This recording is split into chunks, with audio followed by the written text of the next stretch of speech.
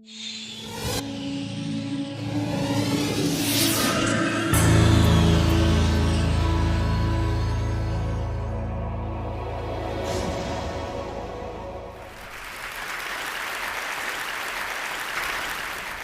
most of you, this is a device to buy, sell, play games, watch videos. I think it might be a lifeline. I think actually it might be able to save more lives than penicillin. Texting. I know I say texting and a lot of you think sexting. A lot of you think about the lewd photos that you see, hopefully not your kid sending to somebody else, or trying to translate the abbreviations LOL, LMAO, HMU. I can help you with those later. But the parents in the room know that texting is actually the best way to communicate with your kids. Might be the only way to communicate with your kids. The average teenager sends 3,339 text messages a month. Unless she's a girl, and then it's closer to 4,000. And the secret is she opens every single one. Texting has a 100% open rate. Now the parents are really alarmed. It's a 100% open rate even if she doesn't respond to you when you ask her when she's coming home for dinner. I promise she read that text.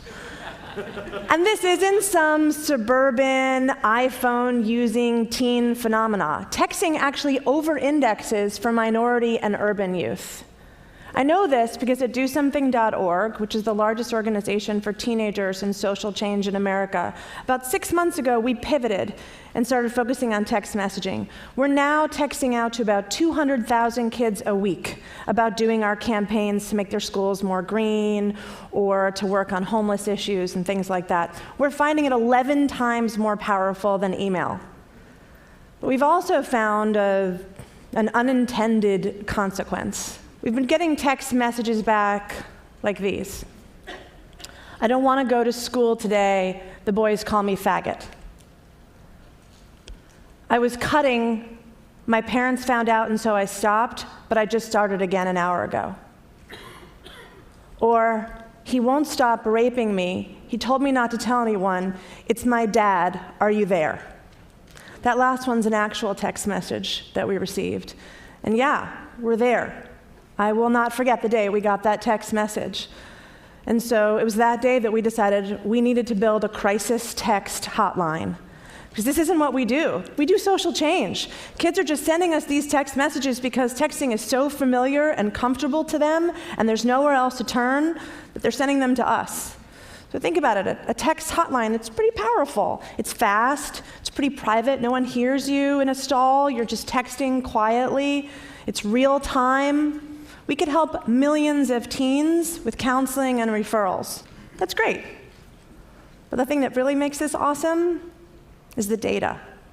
Because I'm not really comfortable just helping that girl with counseling and referrals. I want to prevent this shit from happening.